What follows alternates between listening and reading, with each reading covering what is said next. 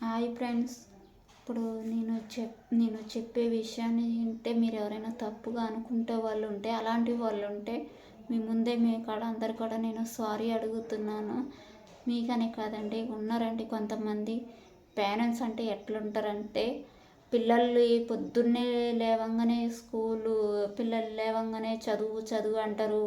పిల్లలు చదువు అంటారు కానీ వాళ్ళు చదువుతున్నారా, వాళ్ళు బ్రష్ చేస్తున్నారా, వాళ్ళు ఏం చేస్తున్నారా, ఇవన్నీ అయితే చూడరు.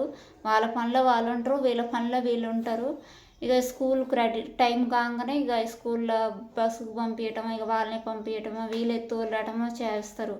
కానీ అక్కడికి వెళ్ళినాక పిల్లలు ఏం చేస్తున్నారు అలా అని పట్టించుకోరండి. కొంతమంది అలా ఉన్నారండి. పిల్లలు చదువుతున్నారా లేదా, అసలు ఎవరితో ఫ్రెండ్షిప్ చేస్తున్నారు, ఎలాంటి మాటలు మాట్లాడుతున్నారు, ఎలాంటివి నేర్చుకుంటున్నారు, చదువు అనేది నేర్చుకుంటున్నారా, టీచర్లతో ఎలా ఉంటున్నారు, సార్లతో ఎలా ఉంటున్నారని ఇవన్నీ పట్టించుకోరు. ఇక వచ్చేస్తారు, వాళ్ళ పనిలో వాళ్ళు బిజీగా ఉండిపోతారు. కానీ పిల్లల్ని ఇప్పటి నుంచే మనం కేర్ఫుల్గా చూసుకోలేదనుకో, వాళ్ళు రేపు పెద్ద అయినాక మన చేయి దాటిపోతే ఇక మనం చేసేది ఏమి ఉండదు. ఇంకా వాళ్ళదే రాజ్యం అంటారు. వాళ్ళ ఇష్టానికి పెరిగారనుకోండి, ఇంకా రేపటి రోజులలో మిమ్మల్ని కూడా లెక్క చేయరండి. అలాంటి జనరేషన్ ఇది ఇప్పుడు.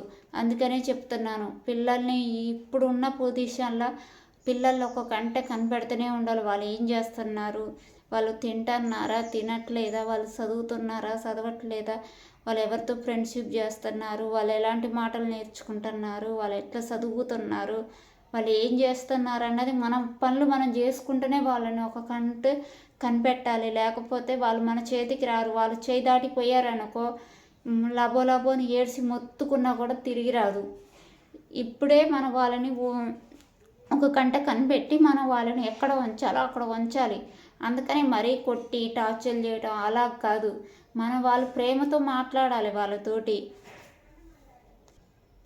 మన మాటలతోటే, మన ప్రేమతోటే వాళ్ళ విషయాలు వాళ్ళే మనతో షేర్ చేసుకునేలాగా చెప్పాలి. మనం భయపెట్టాలి, కొట్టే కాడ కొట్టాలి.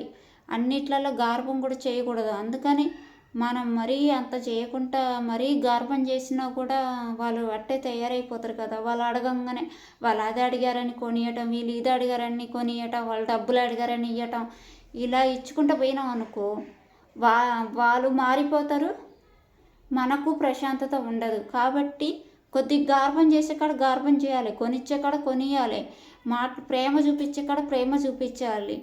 ప్రేమ ఎక్కడ చూపించాలో అక్కడ మాత్రమే చూపించాలి. కఠినం అన్నది ఎక్కడ చూపించాలో అక్కడే చూపించాలి. రెండు సమానంగా చూపించాలి. మనం కసురుకోవటం, తిట్టుకోవటం, కొట్టడం, భయపెట్టడం, బెదిరియటం ఇలాంటివి చేయకుండా ఒక్కొక్కసారి మన ప్రేమతోటే వాళ్ళ విషయాలు మనతో చెప్పుకుండేలా చేయాలి. ఎందుకంటే ఆడపిల్ల అయినా సరే, మగపిల్లకాడైనా సరే, ఆడపిల్ల అన్నది ఇంకొక ఇంటికి కోడలు కావలసిన అమ్మాయి. ఇక్కడ ఇప్పుడు ఇట్లా లేదనుకో, రేపు పొద్దున అత్తారింటికి పోయినాక కూడా అట్లనే ఉంటుంది. అప్పుడు ఆ అమ్మాయి జీవితంతో పాటు మీ పేరు కూడా పోతుంది కదా. ఇప్పుడు ఆ అమ్మాయి తప్పు చేసింది అనరు, మీ పెంపకమే తప్పు అని అంటారు. అందుకనే ఇక్కడి నుంచే మనం సరిగ్గా పెంచుకుంటూ వస్తే రేపు అత్తారింట్లో పోయినాక కూడా తన ఎలా మెసులుకోవాలన్నది తనకు ఒక ఉంటుంది కదా, తనకు తెలిసి ఉంటుంది కదా. అందుకనే మనం ఇక్కడ ఉన్నప్పుడే ఆ పిల్లకు అన్నీ నేర్పాలి. ఇంట్లో పని కూడా నేర్పియాలి, ఇంట్లో బాధ్యత నేర్పియాలి, ఇంట్లో పనులు నేర్పియాలి, అన్నీ నేర్పియాలి.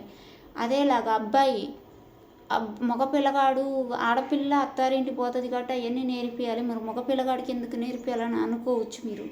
మగపిల్లగాడికి కూడా బాధ్యత అన్నది ఏంటో తెలియాలి. ఎప్పటికీ మీ కొడుకుగా ఉండిపోడు కదా. రేపు పెళ్ళయ్యాక భార్య అన్నది వస్తుంది, పిల్లలు అన్నారు పుడతారు, ఒక తండ్రి అన్నాడు అవుతారు. మీకున్న తండ్రి అన్న బాధ్యత ఆ పిల్లగాడికి కూడా తెలియాలి కదా. ఆయన తండ్రి అయినప్పుడు ఎట్లా ఉండాలి, భర్త అయినప్పుడు ఎట్లా ఉండాలి, ఒక కొడుకుగా ఉన్నప్పుడు ఎట్లా ఉండాలి, ఒక కుటుంబాన్ని ఎలా నడిపియాలి అన్నది బాధ్యత అన్నది ఆ పిల్లగాడికి తెలియాలి కదా. రేపు తన కళ్ళ తను నిలబడాలి కదా. పెళ్ళైనాక కూడా అమ్మ నాన్న చేతుల కింద నిలబడకూడదు కదా. రేపటి రోజుల్లో మిమ్మల్ని పోషించవలసింది కూడా ఆ పిల్లగాడే కదా. అందుకని ఇప్పటి నుంచి ఆ పిల్లగాడికి బాధ్యత అన్నది మీరు ఏంటన్నది నేర్పియాలి. ఆడపిల్లకు అత్తారింట్లో ఎలా ఉండాలన్నది నేర్పియాలి. మగపిల్లగాడికి ఇంట్లో కుటుంబం అంటే ఏంటి, కుటుంబ బాధ్యత అంటే ఏంటి అన్నది నేర్పియాలి. అందుకనే నేను ఈ వీడియో చేసినాను. నా వీడియో కానీ మీకు నచ్చితే ఒక చిన్న లైక్ కొట్టి నా ఛానల్ సబ్స్క్రైబ్ చేసుకోండి.